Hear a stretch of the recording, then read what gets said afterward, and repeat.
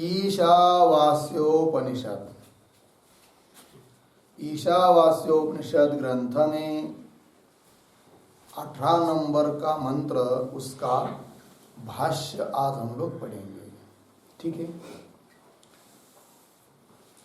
तो भाष्यकार कह रहे अग्ने, हे अग्ने, ठीक है ना। तो ये अग्नि ये देवता का नाम है, तो उसके लिए प्रार्थना की जा रही है। उपासक प्रार्थना करता है कि हे अग्ने, नय, अग्नि ही प्रतीक है, नय ये भी प्रतीक है। नय शब्द का अर्थ कर रहे गमय। ठीक, गमय मतलब प्राप्त करा दो, पहुंचा दो। कैसे लिख रहे आगे, सुपथा, ये प्रतीक। इसका अर्थ है शोभनेन मार्गेण, शोभन मार्ग, सुशोभित मार्ग, उसके द्वारा हमें पहुंचा दो। तो बोलेंगे शोभन मार्ग ये क्या चीज है, सुपथा क्यों कहा? तो बता रहे हैं सुपथा इति विशेषणम दक्षिण मार्ग निवृत्त्यर्थम, है कि नहीं। तो उपासक दक्षिण मार्ग से जाना नहीं चाहता है। किस मार्ग से जाना चाहता है फिर? अर्चिरादि मार्ग, उत्तरायण मार्ग। बोलेंगे क्यों? तो ये जो दक्षिणायन मार्ग है ये आवागमन वाला मार्ग है। मतलब इस मार्ग से जो साधक, जो उपासक चला जाता है उसको पुनः संसार में आना पड़ता है, इसलिए सुपथ नहीं है। और सुपथ कौन है फिर? अर्चिरादि मार्ग है, उसी को उत्तरायण मार्ग कहते हैं। इसलिए साधक कहता है कि मुझे उस मार्ग से ले जाइए, क्योंकि वो शोभन मार्ग है, सुपथ है। उससे जाने पर पुनः संसार में वापस लौटना नहीं पड़ता है। इसलिए सुपथा इति विशेषणम दक्षिण मार्ग निवृत्त्यर्थम हुआ। आगे देखिए, निर्विण्णः अहम दक्षिणेन मार्गेण गतागत लक्षणेन अतः याचे त्वाम। ठीक, थोड़ा अन्वय करेंगे इस पंक्ति का। अहम मिला, अहम दो शब्द छोड़कर आगे गतागत लक्षणेन, बीच वाला लेंगे दक्षिणेन मार्गेन, शुरू से निर्विण्णः, आगे अतः त्वाम याचे, अतः त्वाम याचे। ठीक, देखिए भाई, उपासक कहता है अहम गतागत लक्षणेन दक्षिणेन मार्गेन निर्विण्णा, अहम मैं थक गया हूं, निर्विण्णा दुखी हूं, पीड़ित हूं, ऊब गया हूं। कौन मार्ग से? जाते आते दक्षिण मार्ग से। आज तक बहुत बार मैं दक्षिण मार्ग से गया, उपासना की, उसके बल पर दक्षिण मार्ग से गया, पुनः वापस आना पड़ा, पुनः गया, पुनः आया, तो ऊब गया। ठीक है, इसलिए अब मैं उस मार्ग से जाना नहीं चाहता। वही लिखा है अहम गतागत लक्षणेन, है कि नहीं। गतागत लक्षणेन मतलब जाना आना, यही है स्वरूप जिसका। ऐसा मार्ग कौन सा? दक्षिण, दक्षिणेन मार्गेन। ठीक है ना जी।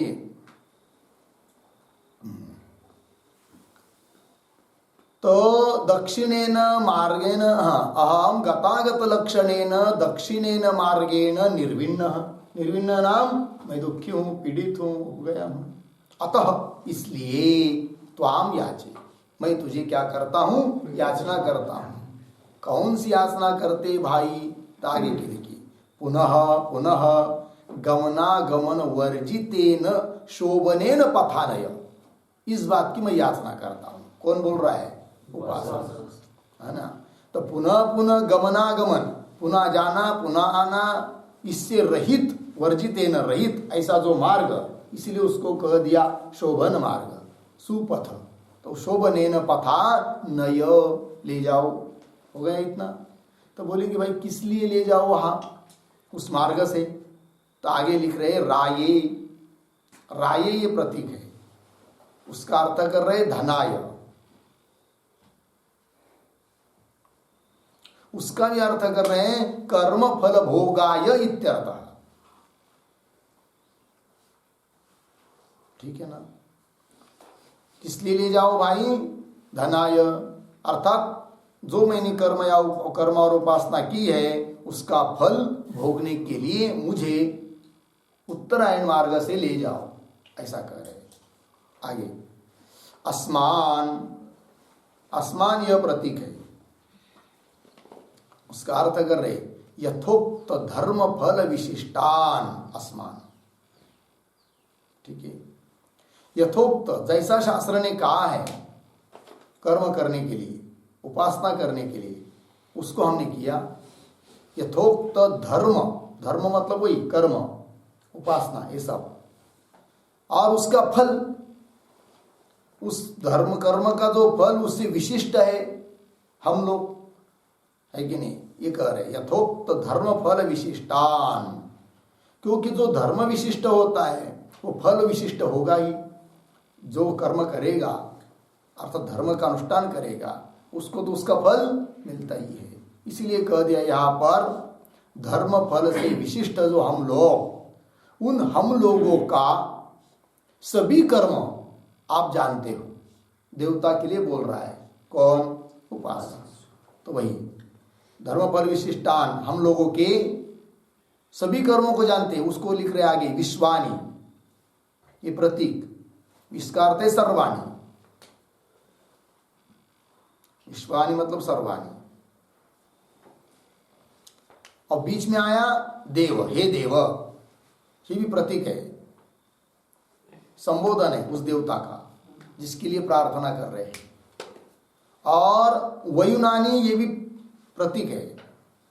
वयुनानी शब्द का अर्थ कर रहे हैं कर्माणि प्रज्ञानानि वा। ठीक है जी, कर्म और प्रज्ञानानि, प्रज्ञानानि का अर्थ लिखिए उपासनानि। ठीक है, प्रज्ञानानि उपासनानि वा विद्वान जानन। विद्वान यह प्रतीक है, उसका अर्थ कर दिया जानन। हो गया। देखिए भाई क्या हुआ वाक्य। तो आसमान मतलब यथोक्त धर्म फल से विशिष्ट हम लोगों के विश्वानी वयुनानी, ये देवते संबोधन है। तो विश्वानी वयुनानी मतलब सभी कर्म और उपासना उनको आप जानते हो, है कि नहीं? जानन, इसलिए हम प्रार्थना कर रहे हैं। अतः बीच में पीछे आया ना, अतः त्वाम याचे, इसलिए हम प्रार्थना करते हैं। कौन सी प्रार्थना? यही पर आया भाष्य में, पुनः पुनः गमनागमन वर्जितेन शोभनेन पथानय, ये प्रार्थना कर रहे हैं। हुआ कि नहीं? देखिए भाई, इस पंक्ति को भी ऐसा अर्थ तो लगा दिया सरल सरल, लेकिन अन्वय करना हो तो कैसा करेंगे? देखिए, अतः त्वाम याचे, यहां तक आए थे ना हम लोग, ठीक है ना? तो उसके बाद चलिए आसमान में एक वाक्य छोड़कर आ गया है। आसमान मिला, यथोक्त धर्म फल विशिष्टान विश्वाणी सर्वाणी। उसके बाद एक दो शब्द छोड़कर वयुनानी कर्माणि प्रज्ञानानि वा विद्वान जानन।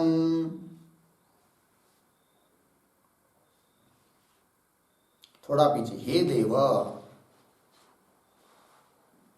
हे देव।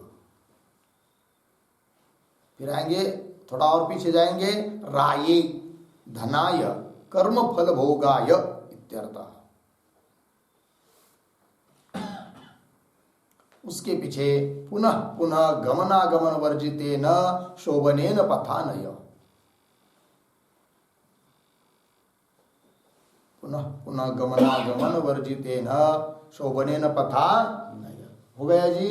देखिए भाई, तो अर्थ वही है, आसमान मतलब यथोक्त धर्म फल से विशिष्ट हम लोग, उन हम लोगों के सभी कर्म और सभी उपासना को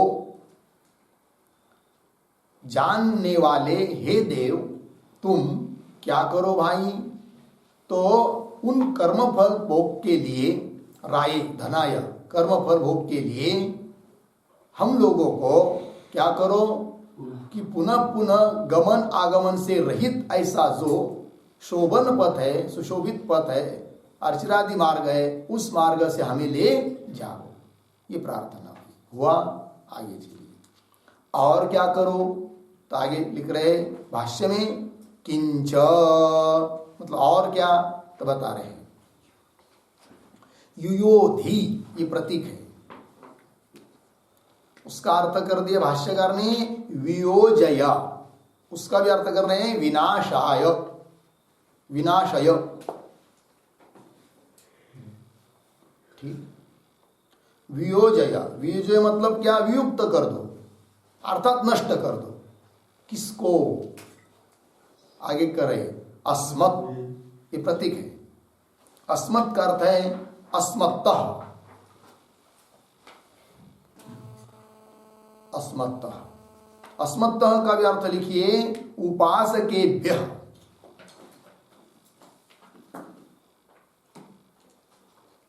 उपासकेभ्यः।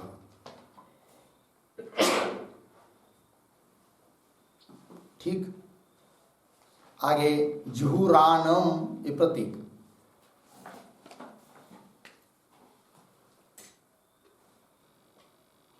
उसका अर्थ कर रहे हैं कुटिलम, वंचनात्मकम, कुटिल, वंचनात्मक, ठकाने वाला, क्या, एन, एन प्रतीक है, उसका अर्थ कर रहे पापम। हो गया जी। तो इस पंक्ति का भी थोड़ा अन्वय करते हैं। किंच से शुरू कर रहे हैं, किंच मिला शब्द, आगे देखिए किंच, उसके बाद 2-3 शब्द छोड़ दीजिए। अस्मत्, अस्मत्तः जुहुरानम कुटिलम वंचनात्मकम एनह पापम। फिर पीछे आइए, युयोधि, वियोजय, विनाशय, हो गया। फिर आगे ततः वयम सरल है, तो अर्थ पुनः देखिए अन्वय के अनुसार। किंच, और भी भाई क्या, अस्मत् अर्थात अस्मत् मतलब हम उपासकों के जो पाप है, कैसे, जुहुरानम, कुटिल पाप, वंचनात्मक पाप, एनम पापम, पाप एनह पापम, उसको क्या करो, युयोधि, वियोजय, वियुक्त कर दो, हमसे अलग कर दो उस पापों को, अर्थात उस पापों का नाश कर दो। इस प्रकार से हमारे जो कोई 5 पाप बचे होंगे उसका यदि तुम नाश कर दोगे तो क्या होगा उससे, तो आगे लिख रहे भाष्यकार ततः वयम विशुद्धाः सन्तः, मिला। ततः मतलब इस प्रकार के पाप नष्ट कर दोगे तो हम लोग शुद्ध बन जाएंगे, शुद्ध, विशुद्धाः सन्तः, शुद्ध बन जाएंगे, शुद्ध होते हुए इष्टम प्राप्स्यामः इत्यभिप्रायः, हमारा जो इष्ट है, जो अनुकूल है, जो हमको प्राप्तव्य है, प्राप्त करना है, उसको हम प्राप्त कर पाएंगे जब हम शुद्ध हो जाएंगे। और इस शुद्ध होने के लिए क्या करो, हमारे जो कुछ कुटिल पाप है उसको तुम नष्ट कर दो, ये कह रहे हैं। ततः वयम विशुद्धाः सन्तः इष्टम प्राप्स्यामः इत्यभिप्रायः, मिला जी। आगे किंतु अब बोलेंगे ठीक है, हमारे लिए इतनी तुम प्रार्थना कर रहे हो, लेकिन हमारी क्या सेवा करोगे, कदाचित वो देव बोलेगा इन उपासकों को। तो ये बोलते भाई हम कुछ नहीं कर पाएंगे इस समय, केवल आपको नमस्कार करेंगे, इतनी हमारी सेवा है, ठीक है ना। क्या लिख रहे थे, किंतु वयम इदानीम ते न शक्नुमः परिचर्यां कर्तुं, मिला। क्या अर्थ है, किंतु वयम इदानीम ते परिचर्यां कर्तुं न शक्नुमः, ऐसा अन्वय। इस पंक्ति का अन्वय कैसा, किंच वयम इदानीम ते परिचर्यां कर्तुं न शक्नुमः, मिला जी? देखिए, हम लोग इदानीं इस समय मरण काल में अब क्या करेंगे? सेवा कुछ नहीं कर सकते, ठीक है ना जी? तो ते नाम तव, तुम्हारी परिचर्यार्थक सेवा कर तुम न शक्नुम, कुछ सेवा नहीं कर पाएंगे। अब मृत्यु काल पास में आया हुआ है, ठीक है ना? इसलिए क्या कर सकते? केवल नमस्कार। तो वही लिख रहे भूयिष्ठाम, मिला पंक्ति? भूयिष्ठाम में प्रतीक है, उसका अर्थ कर दिया बहुत आराम भाष्य में। और ते भी प्रतीक है, उसका अर्थ कर दिया तुभ्यम। और आगे नम उक्तिम, ये भी प्रतीक है, इसका अर्थ कर रहे नमस्कार वचनम। विधेम, ये भी प्रतीक है। नमस्कारेण परिचरेम इत्यर्थ हो गया। देखिए अर्थ तो भूयिष्ठाम बहुतराम ते तुभ्यम नम उक्तिम नमस्कार वचनम विधेम। तो कैसा बोल सकते इसको? ते तुभ्यम भूयिष्ठाम बहुतराम नम उक्तिम नमस्कार वचनम विधेम। ठीक है, उपासक कह रहा है उन देवता को कि ते अर्थात तुभ्यम, आपके लिए, भूयिष्ठाम बहुतराम, बार बार पुनः पुनः अनेक बार क्या कर सकते हैं? नम उक्तिम, नम उक्ति मतलब नमस्कार वचनम, नमस्कार कर सकते। विधेम, विधेम शब्द का अर्थ लिखे कुर्याम किंवा कुर्मः।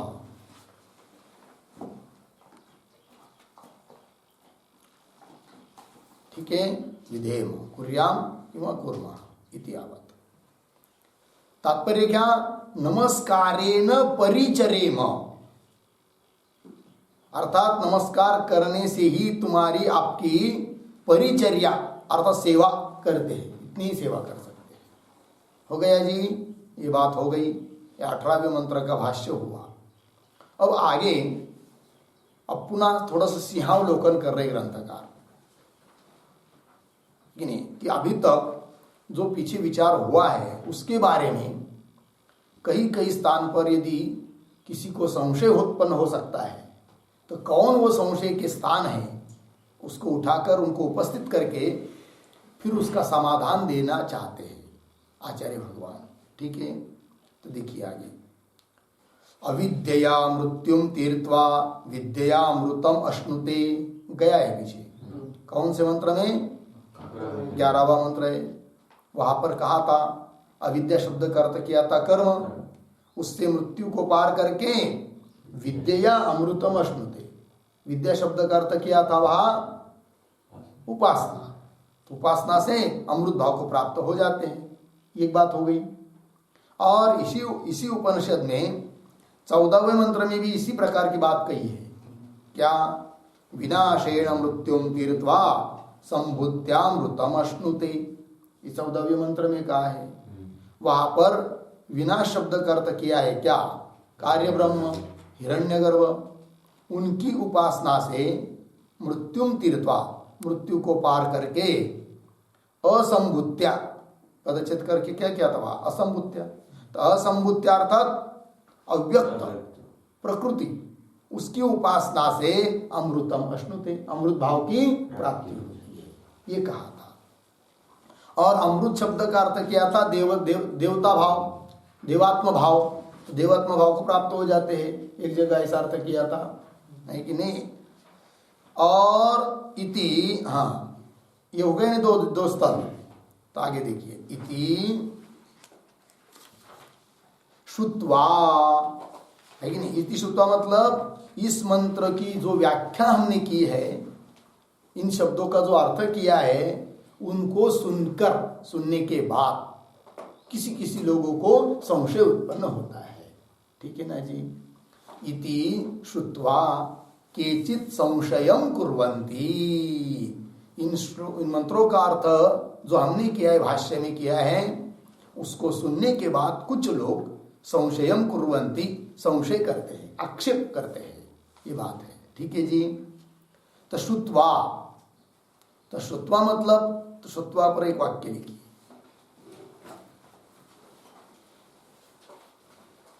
इति अस्य मंत्रस्य अर्थम, इति अस्य मंत्रस्य अर्थम अस्मद्भाषितम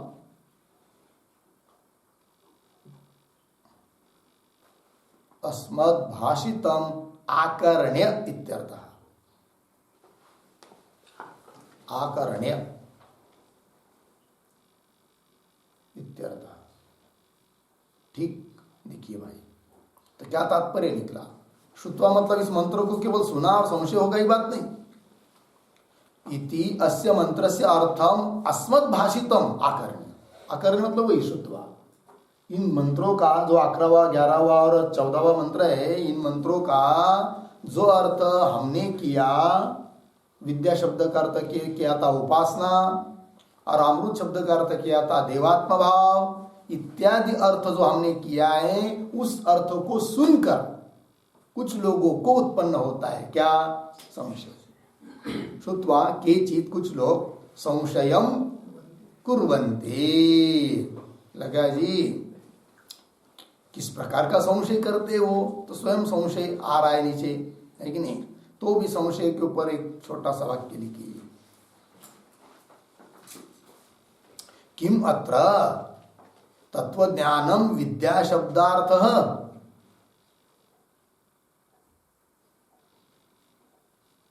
किम अत्र तत्वज्ञानम विद्या शब्दार्थः अन्यद्वा। अन्यद्वा इति, इस प्रकार का संशय।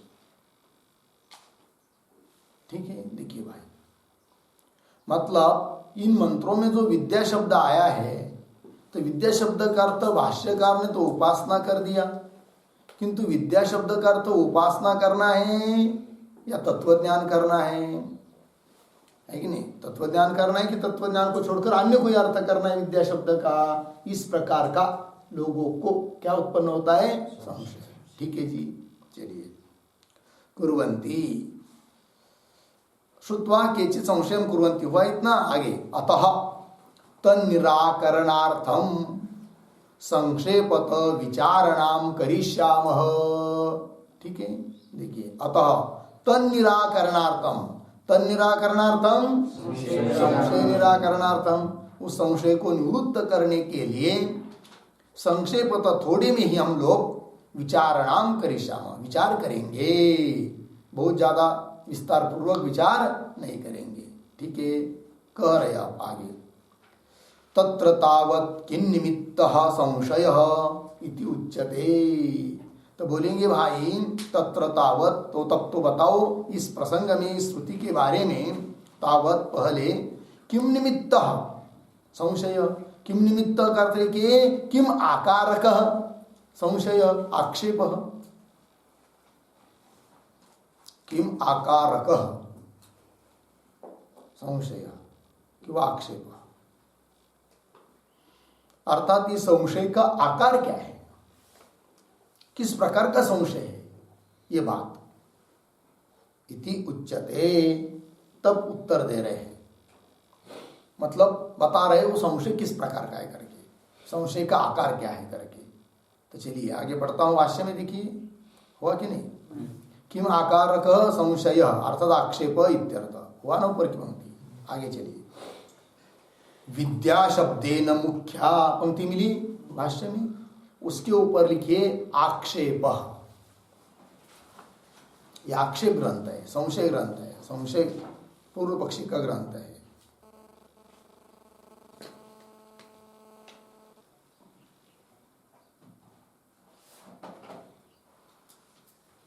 हो गया जी, क्या है वो देखिए, विद्या शब्देन मुख्या परमात्म विद्या एव कस्मात् न गृह्यते अमृतत्वं च, ये हुआ संशय, ये हुआ आक्षेप।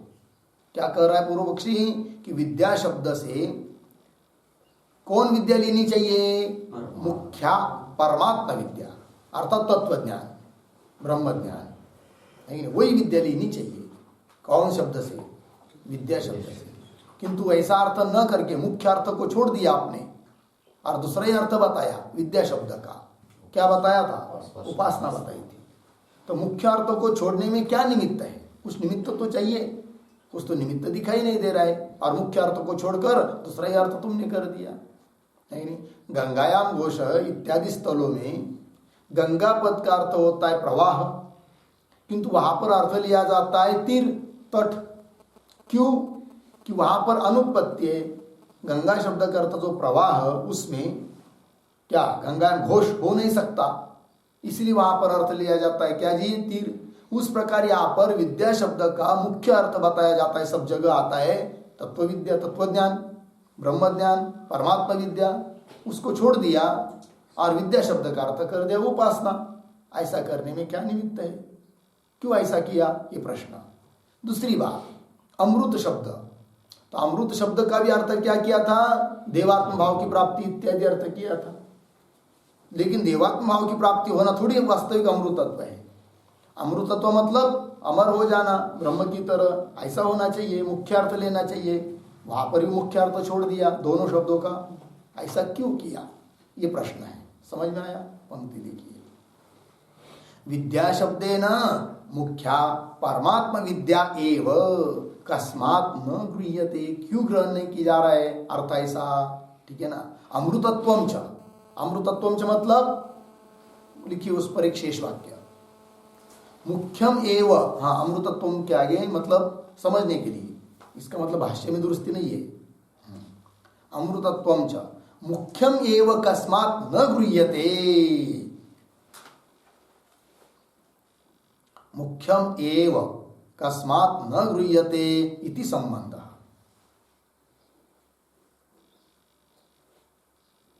मुख्य को ही आप क्यों ग्रहण नहीं कर रहे? ये बात हो गया जी। तो समझ में आया ना? चलिए आगे। तो आगे उत्तर दे रहे भाष्यकार, ननु उक्ताया मिला, उसके ऊपर लिखिए समाधानम। आक्षेप लिया ऊपर, अब समाधान दे रहे उसका। कहां पर लिखेंगे? ननु उक्ताया परमात्मा, इस वाक्य के ऊपर यहां से समाधान शुरू हुआ। तो देखिए भाई, ननु, ननु ये समाधान, उत्तर देने के लिए भी कभी कभी आता है ननु, प्रश्न के लिए भी आता है ननु, है कि नहीं? चलिए, ननु अव्यय है, बहुत अर्थ होते हैं अव्यय शब्दों के। ननु उक्तायाः परमात्म विद्यायाः कर्मणः च विरोधात् समुच्चयानुपपत्ति ही, ये उत्तर दिया। कह रहे भाष्यकार कि उक्ताया, हे पूर्व पक्षी, तुमने जो ऊपर बताया कि विद्या शब्द का मुख्य अर्थ कौन? परमात्मा विद्या। किंतु यदि ऐसा अर्थ करेंगे, मुख्य अर्थ लेंगे विद्या शब्द का, परमात्मा विद्या ब्रह्म ज्ञान, तो तत्व ज्ञान के साथ कर्म का क्या है? विरोध है। दोनों एक साथ रह नहीं सकते। इसका पीछे बहुत बार विवेचन हुआ है, संबंध भाष्य में भी आया था, ठीक है ना। दोनों का फल भिन्न है, अधिकारी भिन्न है अधिकार के, ठीक है ना।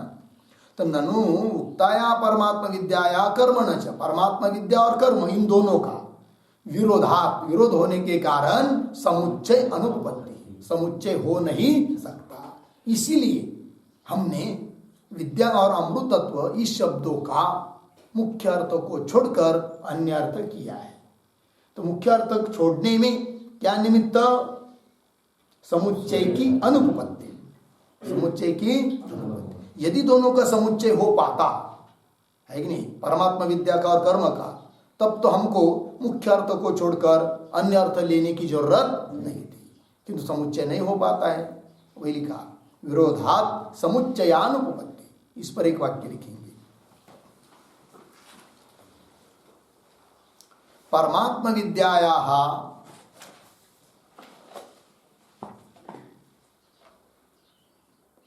परमात्मा विद्यायाः कर्मणः च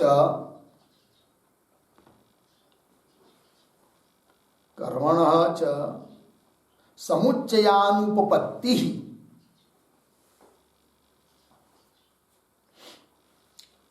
समुच्चयानुपपत्ति एव विद्यामृतत्व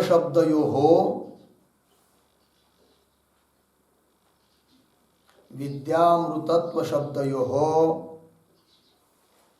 मुख्यार्थ त्यागे बीजम इति भावः। मुख्यार्थ त्यागे बीजम इति भावः।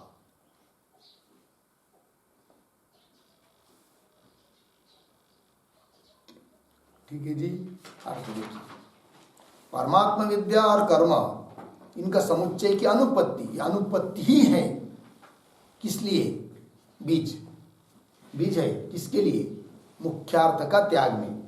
वही लिखा विद्यामृतत्व शब्दयोः, विद्या और अमृतत्व शब्दों का मुख्यार्थ त्याग करने में बीज अर्थात निकारण निमित्त क्या? समुच्चय की अनुपपत्ति हुआ ना। देखिए विरोधात समुच्चयानुपत्ति हो गया जी।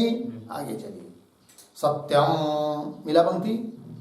हाँ, 30 पैराग्राफ के ऊपर लिखिए आक्षेप। सत्यम के आगे वाला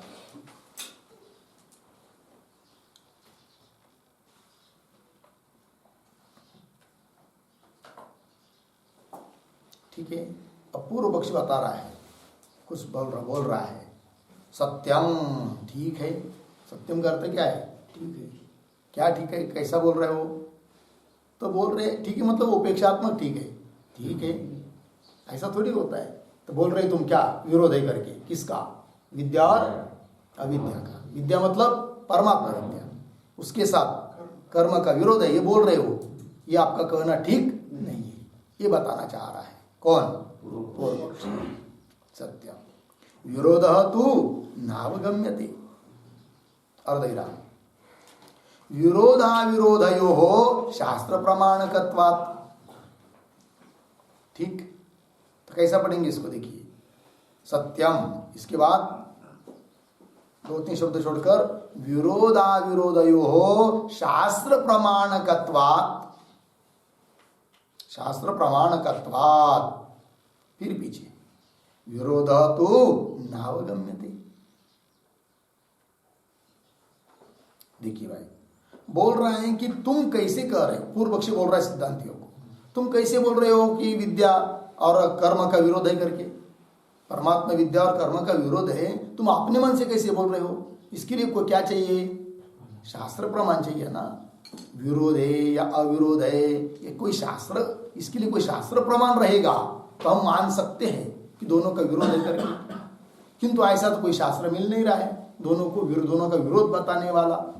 अपितु दोनों का साथ साथ अनुष्ठान करना चाहिए, ऐसा ही शास्त्र मिल रहा है। विद्यांच, विद्या शब्द आया ही वहां पर। अविद्या शब्द का अर्थ कर्म है, विद्या शब्द का अर्थ परमात्मा विद्या है। तो दोनों का साथ साथ अनुष्ठान करना चाहिए, इसके लिए शास्त्र मिल रहा है। इससे अविरोध ही दिखाई दे रहा है और तुम कह रहे हो विरोध है करके। किंतु विरोध दिखाने के लिए कोई शास्त्र प्रमाण तो चाहिए। कौन बोल रहा है? पूर्व पक्षी।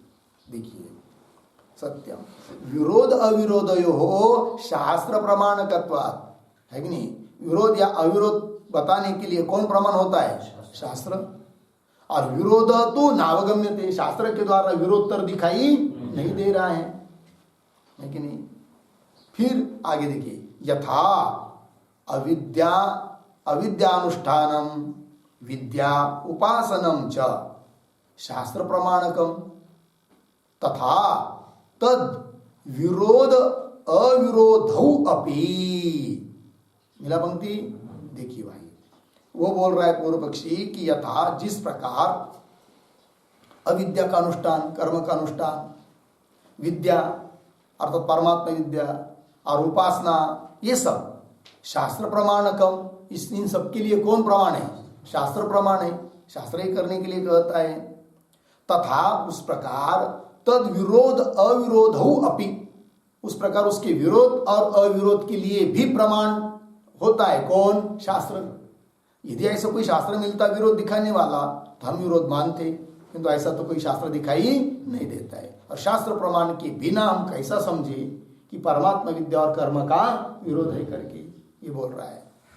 तथा तद विरोध अविरोधौ अपि, अपि क्या शास्त्र प्रमाणकम, उसके लिए भी क्या चाहिए, शास्त्र ही प्रमाण चाहिए।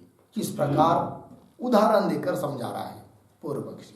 वो बोलता है देखो, यथा च न युंस्यात् सर्वभूतानि इति शास्त्रात् अवगतम, पुनः शास्त्रेण एव बाध्यते क्या अध्वरे पशुम हिंस्यात् इति।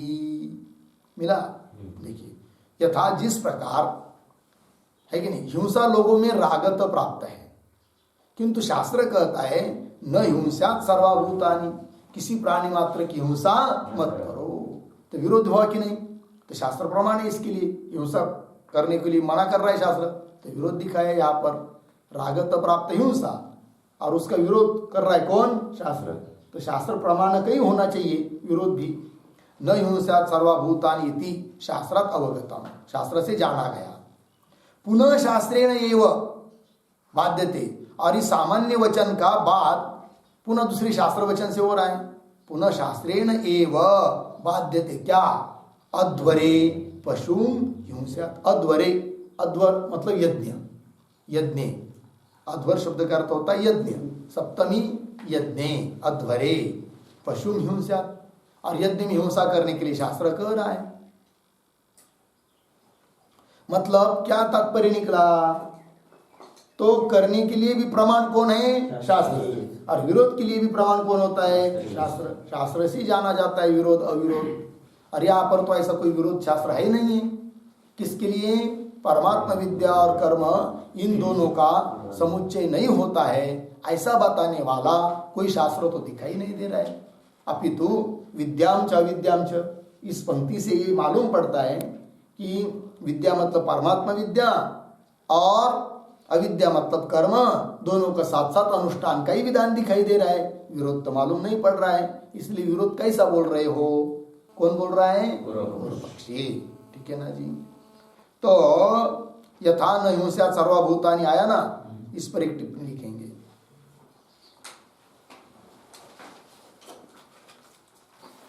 यथा यथा अन्यत्र हिंसायाः,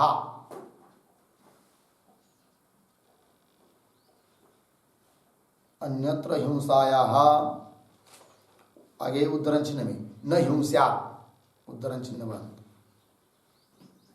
न हिंस्यात् इति शास्त्रोक्त अहिंसया, शास्त्रोक्त अहिंसया, अहिंसया विरोधः, शास्त्रोक्ता हिंसया, शास्त्रोक्त अहिंसया विरोधः हिंसायाः, हिंसायाः तत्र अशास्त्रीयत्वात्, हिंसायाः तत्र अशास्त्रीयत्वात्। हुआ कि नहीं लिखना? शास्त्रोक्त अहिंसया विरोध हुआ, आगे विरोध हिंसाया तत्र अशास्त्रीयत्वात् पूर्ण विराम, आगे अध्वरे तु न विरोधः हिंसायाः, अध्वरे तु न विरोधः हिंसायाः,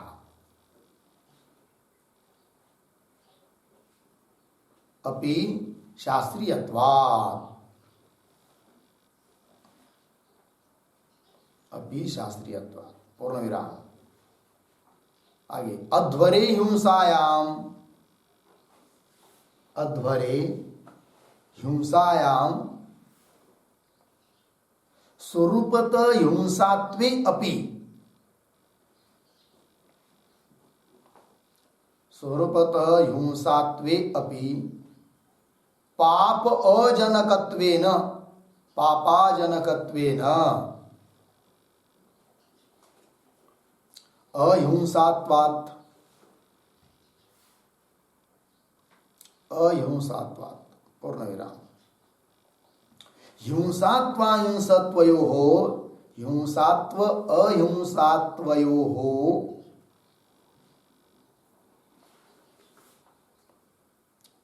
हो सहवर्तनात्, सहवर्तनात् पूर्ण विराम, तथा च शास्त्रीयाशास्त्रीयोः एव विरोधः,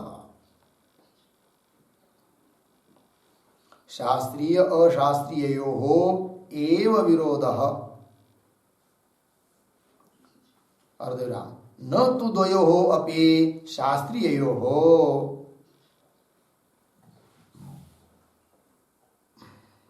न तु द्वयोः अपि शास्त्रीययोः। ठीक, इति भावः। अब देखिए थोड़ा अर्थ देखते। तो देखिए, यथा टिप्पणियां, यथा अन्यत्र हिंसायाः, अन्य जगह होने वाली जो हिंसा है, रागत जो लोग हिंसा करते हैं, तो हिंसायाः, तो न हिंसा ये शास्त्र है, इति शास्त्रोक्त अहिंसया, शास्त्र के द्वारा बताई गई जो अहिंसा, उसके द्वारा विरोध, किसका? हिंसाया, शुरू में आया ना, यथा अन्यत्र हिंसाया, तो अहिंसाया विरोध किससे? शास्त्र वचन से। न हिंस्यात् इति, शास्त्र के द्वारा बताई गई जो अहिंसा, उसके द्वारा विरोध है, किसका? हिंसा का। न हिंस्यात् इति शास्त्रोक्त अहिंसया विरोधः, अर्धविराम। हिंसाया तत्र अशास्त्रीयत्व, और उसमें और एक बात है, हिंसा जो है वो कैसी है? अशास्त्रीय है, और न हिंसा ये क्या है? शास्त्र है। तो शास्त्र के द्वारा विरोध हो रहा है, किसका? जो अशास्त्रीय है, रागत है, ठीक है ना, एक बात। और अध्वरेतु न विरोध, किंतु यज्ञ में जो हिंसा की जाती है उसके लिए तो कोई हिंसा का विरोध नहीं है। अध्वरेतु न विरोध, क्यों? तो न विरोध, अर्धविराम, विरोध के बाद फिर आगे देखिए, हिंसाया भी शास्त्रीयत्व, क्योंकि वहां की हिंसा कैसी है? शास्त्रीय है, ठीक है जी, हाँ। आगे चलिए, अध्वरे हिंसाया, अध्वर मतलब यज्ञ में जो हिंसा हो रही है वो ऊपर ऊपर से दिखाई तो दे रही है हिंसा करके, किंतु वस्तुतः वो हिंसा नहीं है, क्योंकि उससे पाप उत्पन्न नहीं होता है। और पाप क्यों नहीं उत्पन्न होता है? शास्त्र के द्वारा विहित है, इसलिए उससे पाप उत्पन्न नहीं हो रहा है। इसलिए हिंसा दिखाई देने पर भी वो अहिंसा है। देखिए, अध्वरे हिंसायाम स्वरूपतः हिंसात्वेपि, स्वरूपतः हिंसा होने पर भी पाप अजनकत्वेन, उससे पाप उत्पन्न तो होता नहीं है, अजनकत्वेन अहिंसात्व, तो हिंसात्व अहिंसात्व दोनों धर्म में बाहर रह गए, है कि नहीं?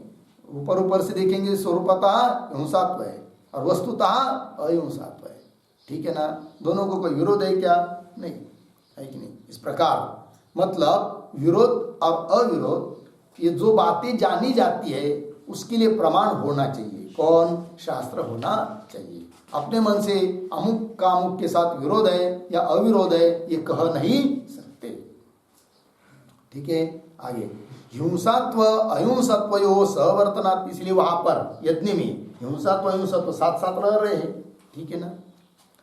एक बात तो ये हो गई। तथा दूसरी बात क्या? शास्त्रीय अशास्त्रीय हो एवं विरोध, विरोध किसका किसके साथ हो सकता है? एक बात शास्त्रीय हो एक अशास्त्रीय हो, तब उनका हो सकता है क्या? विरोध। किंतु दोनों भी बात यदि शास्त्रीय है तो उनका कोई विरोध होता नहीं है। जैसे रागत प्राप्त हिंसा वो अशास्त्रीय है कि नहीं, और न हिंसा ये शास्त्र वचन है, इसलिए दोनों का विरोध है, ठीक है ना। किंतु उस प्रकार विद्या और अविद्या, तो विद्या भी शास्त्रीय है अविद्या भी शास्त्रीय है, तो दोनों का विरोध कैसा हो सकता है? अर्थात दोनों का विरोध नहीं होना चाहिए, अर्थात दोनों का साथ साथ अनुष्ठान होना चाहिए। कौन कह रहा है? पूर्व पक्षी। किन दोनों का साथ साथ अनुष्ठान होना चाहिए? विद्या और अविद्या। अविद्या मतलब कर्म, और विद्या मतलब नहीं उपासना नहीं, परमात्मा विद्या। पूर्व पक्षी के बुद्धि में विद्या शब्द का अर्थ परमात्मा विद्या है। भाष्यकार ने विद्या शब्द का अर्थ किया है उपासना, तब तो उनका समुच्चय तो ही है, कर्म और उपासना का समुच्चय तो माना ही है। किंतु पूर्व पक्षी का कहना है कि परमात्मा विद्या के साथ कर्म का क्या होना चाहिए? समुच्चय होना चाहिए, वो बता रहा है। तथा च शास्त्रीय अशास्त्रीयो एवं विरोध न द्वयो अपि शास्त्रीय, दोनों भी शास्त्रीय बात होगी तो उनका विरोध होता नहीं, हुआ कि नहीं। चलिए, जैसे न हिंसा ये भी शास्त्र है और यज्ञ में हिंसा करनी चाहिए वो भी शास्त्र है, तो दोनों का क्या विरोध है? कोई विरोध नहीं है। न हिंसा कहने पर भी यज्ञ में तो हिंसा हो ही रही है कि नहीं। तात्पर्य क्या निकलता है फिर? यज्ञ को छोड़कर बाकी जगह अहिंसा, यज्ञ में हिंसा, तो साथ साथ अनुष्ठान हुआ, तो यज्ञ में होने वाली हिंसा उसमें ऊपर ऊपर से देखेंगे तो हिंसात्व है व्यवहारिक दृष्टिया, और उससे पाप उत्पन्न नहीं होता है तो अहिंसात्व है।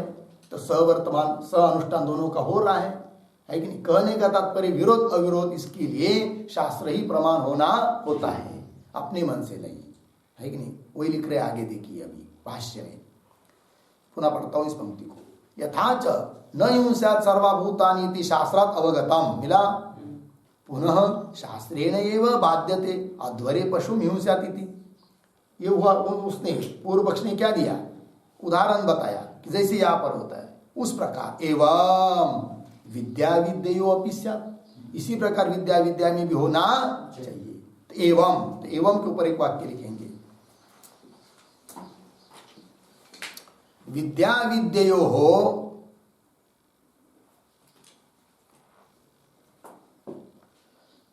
विद्यो हो सहानुष्ठानस्य सह अनुष्ठानस्य शास्त्रेण एव विहितत्वात्, शास्त्रेण एव विहितत्वात्, और दे रहा अन्यतरस्य अशास्त्रीयत्व अभावेन,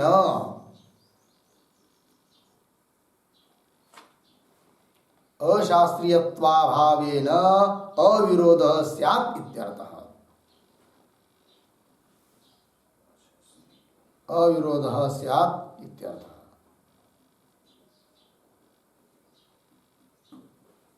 ठीक, चलिए भाई, विद्या विद्यो हो, ठीक है ना जी। अनुष्ठान से साथ साथ इनका अनुष्ठान करना चाहिए, इसका विधान किसने किया है? शास्त्रीय ने ये विहितत्वात्, पूर्व पक्षी बोल रहा है शास्त्र ने इनका विधान किया है। कौन शास्त्र? विद्यांच विद्यांच, आया है कि नहीं। विद्या शब्द का अर्थ परमात्मा विद्या, और अविद्या मतलब कर्म, दोनों का विधान शास्त्र ने किया है। स अनुष्ठान दोनों का होना चाहिए। कौन बोल रहा है? पूर्व पक्षी। विद्या विद्यो स अनुष्ठान से शास्त्रे ने विहितत्वात्, शास्त्र ने विहित है। हाँ, उसमें ये ऐसी बात तो है नहीं कि विद्या और अविद्या दोनों में से एक शास्त्रीय है और एक अशास्त्रीय है। यदि ऐसा रहता तब शास्त्रीय के द्वारा अशास्त्रीय का बाद हो जाता, विरोध हो जाता, किंतु ऐसा तो है नहीं, दोनों भी शास्त्रीय है। वही लिखा, अन्य तरस्य, दोनों में से किसी एक का अशास्त्रीयत्व अभावेन, अशास्त्रीयत्व का क्या है? अभाव, अर्थात शास्त्रीय ही है, शास्त्र ने दोनों का बताया है। हाँ, अभावेन अविरोध स्यात्, दोनों का अविरोध ही होना चाहिए, विरोध नहीं होना चाहिए। किनका किनका? विद्या का और अविद्या का। अविद्या मतलब कर्म और विद्या मतलब परमात्मा विद्या। ठीक है, पंक्ति देखिए, एवं भाष्य में विद्या विद्यो अपि स्यात्, विद्या कर्मणो च समुच्चय, उसी को लिख रहे। तात्पर्य क्या? विद्या और कर्म इन दोनों का समुच्चय होना ही चाहिए। कौन कौन बोला है? यहाँ तक पूर्व पक्षी हुआ। ठीक है जी। अब उसका उत्तर दे रहे आगे की पंक्ति में, किंतु इसका विचार हम लोग कल करेंगे। ओम पूर्णमदः पूर्णमिदं पूर्णात् पूर्णमुदच्यते पूर्णस्य पूर्णमादाय पूर्णमेवावशिष्यते।